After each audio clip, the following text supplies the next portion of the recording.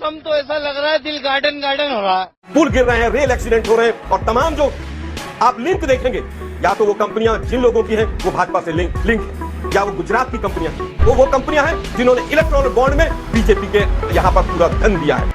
चलो भाई देखो अब मैं क्या करता हूँ। तो मैं बिल्कुल मैं कहना चाहता हूँ, मुझे समझ में नहीं आता है कि भारत की हर कंपनी के लिए इनके दिल में क्यों हिकारत होती है। कहते थे एचएल डूब गया, एलआईसी डूब गया, एसबीआई डूब गया। पिछले साल कहते थे जाके चेक करिए, एलआईसी ने 17,000 करोड़ का प्रॉफिट दर्ज किया है पिछली तिमाही में, ऑल टाइम हाई। एसबीआई ने 21,000 करोड़ का प्रॉफिट दर्ज किया है, जो प्राइवेट और पीएसयू मिला के ऑल टाइम हाई, रिलायंस से ज्यादा उसका प्रॉफिट। एचएल ने पिछले साल का रेवेन्यू 29,000 करोड़ रुपए है, जो ऑल टाइम हाई और 80,000 करोड़ का पाइपलाइन में है। तो मुझे समझ में नहीं आता है, प्राइवेट कंपनी हो या सरकारी कंपनी हो, देसी कंपनी खिलाफ हो विदेशी के साथ कैसे कैसे लोग रहते हैं यार यहाँ पर। ये यूनियन कार्बाइड के साथ कौन खड़ा था? कांग्रेस। बोफोर्स के साथ कौन खड़ा था? कांग्रेस। अगस्ता वेस्टलैंड के साथ कौन खड़ा था? कांग्रेस। और बताइए हिंडनबर्ग के साथ कौन खड़ा? कांग्रेस। बीबीसी के साथ कौन खड़ा? कांग्रेस। किसने सद्दाम हुसैन से पैसा लिया? वोल्कर रिपोर्ट में कांग्रेस ने। केजीबी के हिसाब से अगर मित्रों के सरकारी केजी-1 पार्ट 2 के हिसाब से किसने पैसे लिए? कांग्रेस ने। क्यों हिला डाला ना भाई, विदेशी कंपनी के खिलाफ बोलते हुए आज तक नहीं देखा कोई विदेशी कंपनी के खिलाफ स्वदेशी आंदोलन भी हम ही चला। चलो भाई देखो अब मैं क्या करता हूँ। हेलो एवरीवन, स्वागत है आप सभी का द सैवेज वॉइस के एक और नई कमाल की डिबेट वीडियो में। दोस्तों आज की डिबेट वीडियो काफ़ी ज़्यादा इंटरेस्टिंग होने वाली है एज ऑलवेज।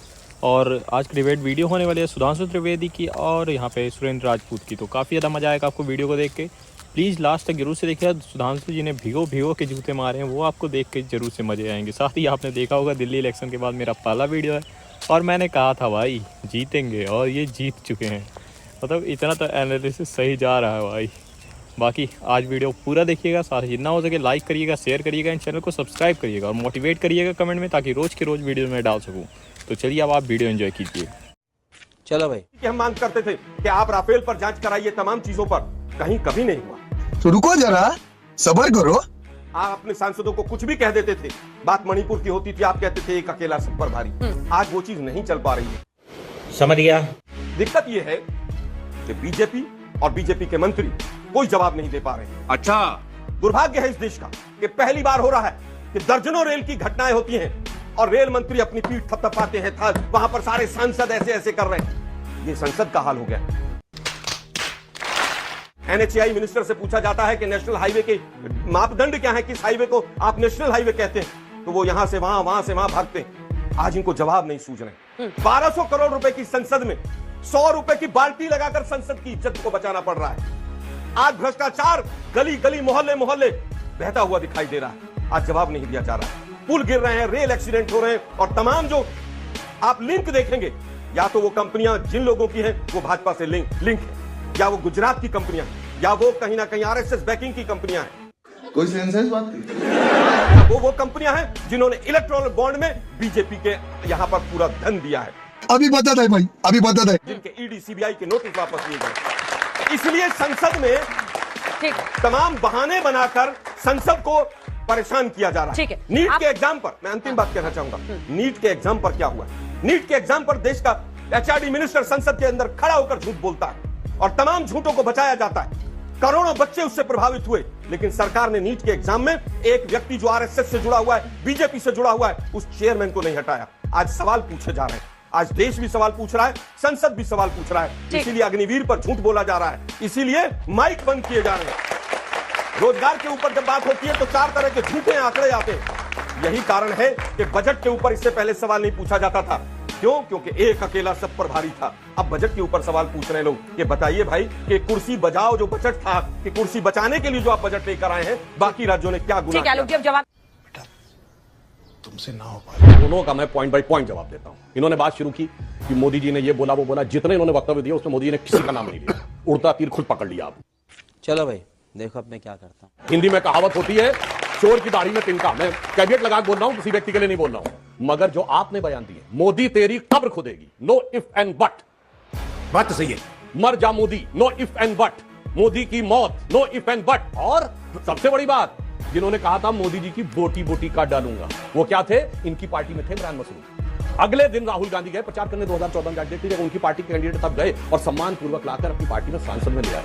जो मोदी जी के बारे में बोला है, हमने बुरे से बुरे दौर में इंदिरा गांधी ने इमरजेंसी लगा तभी मौत की कामना नहीं की थी, और आपने नाम लेके बोला, कोई किंतु परंतु का कोई गुंजाइश ही नहीं रह गई। यार, कैसे कैसे लोग रहते हैं यार यहाँ पर। अब रही बात इनकी, इन्होंने पीडीए में कहा ए में अगड़ा भी है, तो समझ गए जब से पांडे भी आ गए हैं, पाणे भी आ गए हैं, तो अगड़ा तो बोलना ही पड़ेगा। इसलिए कहते वक्त के साथ बाएं दाएं जो बदलते हैं उनके नीतियों में स्थिरता नहीं रहती। अब तीसरी बात उन्होंने कहा अराजकता की बात, तो मैं कहना चाहता हूं सलमान खुर्शीद का बयान क्या है कि बांग्लादेश जैसी स्थितियां आना चाहती हैं। छोटे मोटे नेता हैं क्या, आपके विदेश मंत्री रहे? मणिशंकर अय्यर बाकायदा बोल रहे हैं, और तो और जाके चेक करिए, सीए आंदोलन के समय दिसंबर 2019 में सोनिया गांधी जी ने कहा कि एक ऐसा वक्त आता है कि बाहर निकलो और आर पार की लड़ाई लड़ो। याद करिए हर्ष मंदर ने कहा था कि हमें अब कोर्ट पर भरोसा नहीं है, सड़कों पर आकर लड़ाई लड़नी पड़ेगी, और राहुल गांधी ने भी बोला था। वहां से लेके और आज जो सलमान खुर्शीद और मणिशंकर अय्यर बोल रहे हैं, ये अराजकता फैलाने का और अराजकता का मैं एक और उदाहरण बताता हूं। अभी इन्होंने कहा था ना 8,500 खटाखट 1 लाख रुपए हर परिवार को देंगे।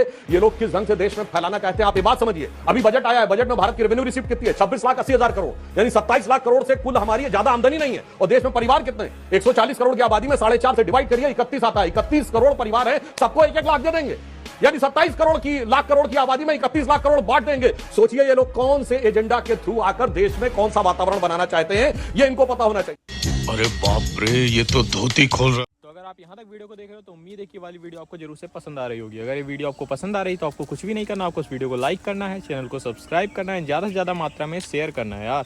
और साथ ही इस वीडियो को आपको पूरा देखना है, क्योंकि अगर आप पूरा देखोगे तभी यूट्यूब इसे ज़्यादा से ज़्यादा लोगों के पास भेजेगा। तो प्लीज़ लास्ट तक जरूर से बने रहिए डिबेट वीडियो में। और रही बात वक्फ बोर्ड पे, तो इनका दिल का दर्द मैं समझ सकता हूं।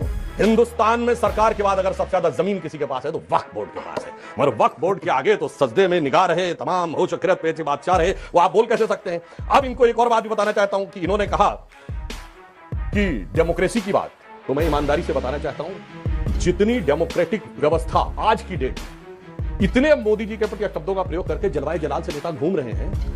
आप लोगों को क्या, हम लोगों की पीढ़ी को भी नहीं ध्यान है, केवल इतना बोलने पे कि इंदिरा गांधी की सरकार हटा दी जानी चाहिए, आप जेल में जा सकते थे और बेल के लिए अप्लाई नहीं कर सकते थे। हिपोक्रेसी की भी सीमा होती है। और मैं दूसरी बात नीट के ऊपर, तो नीट पे तो सुप्रीम कोर्ट ने जजमेंट दिया है, आप सुप्रीम कोर्ट से ऊपर अपना ज्ञान रखते हैं तो आप अपना बोल दीजिए। तीसरी बात इन्होंने कहा कंपनियों के ऊपर, तो मैं बिल्कुल मैं कहना चाहता हूं, मुझे समझ में नहीं आता है कि भारत की हर कंपनी के लिए इनके दिल में क्यों हिकारत होती। कहते थे HCL डूब गया, LIC डूब गया, SBI डूब गया, पिछले साल कहते थे, जाके चेक करिए LIC ने 17,000 करोड़ का प्रॉफिट दर्ज किया है पिछली तिमाही में, ऑल टाइम हाई है। SBI ने 21,000 करोड़ का प्रॉफिट दर्ज किया है, जो प्राइवेट और PSU मिला के ऑल टाइम हाई, रिलायंस से ज्यादा उसका प्रॉफिट है। HCL ने पिछले साल का रेवेन्यू 29,000 करोड़ रुपए है, जो ऑल टाइम हाई है, और 80,000 करोड़ का पाइपलाइन में है। तो मुझे समझ में नहीं आता है, प्राइवेट कंपनी हो या सरकारी कंपनी हो, सिर्फ विदेशी कंपनी खिलाफ रहते, देसी कंपनी खिलाफ है, विदेशी के साथ। अरे भाई समझ के बोल रहा हूँ यार, बुरा लगता है भाई, आप लोग भी जानते हो। ये बताइए यूनियन कार्बाइड के साथ कौन खड़ा था? कांग्रेस। बोफोर्स के साथ कौन खड़ा था? कांग्रेस। अगस्ता वेस्टलैंड के साथ कौन खड़ा था? कांग्रेस। और बताइए हिंडनबर्ग के साथ कौन खड़ा? कांग्रेस। BBC के साथ कौन खड़ा? कांग्रेस। किसने सद्दाम हुसैन से पैसा लिया वोल्कर रिपोर्ट में? कांग्रेस ने।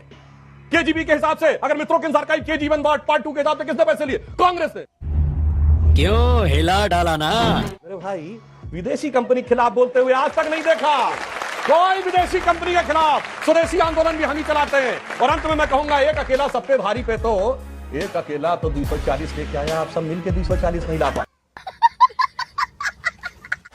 आप आकर 44, 52 और 99 पे रुक गए हैं। तो जो मैंने संसद में कहा था, दोबारा कह देना चाहता हूं एक अकेले की तरफ से।